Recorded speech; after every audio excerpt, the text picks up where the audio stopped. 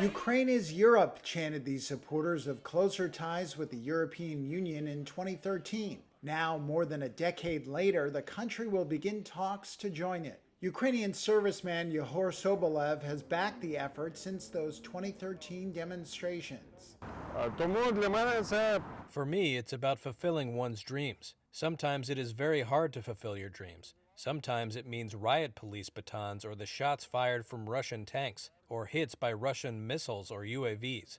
But we Ukrainians know how to fulfill our dreams.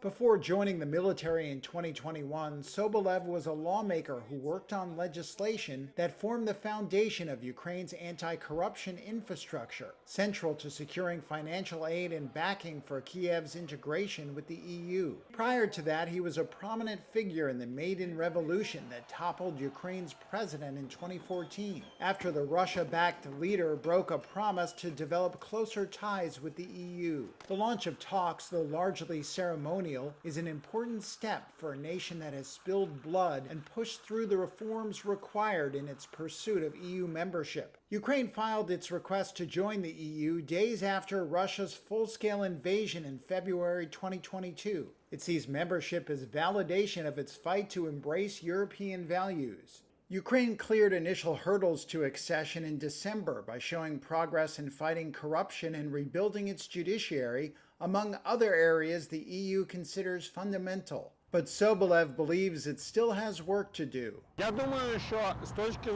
think that from the point of view of courage, will, and the ability to stand up for one's values, we are already inside the European Union, and we can share this knowledge. From the point of view of our ability to manage our government, to choose honest officials, to create a judicial system, we are at the back of the room, and we still have a lot to learn. The negotiations with the EU are expected to take years to conclude.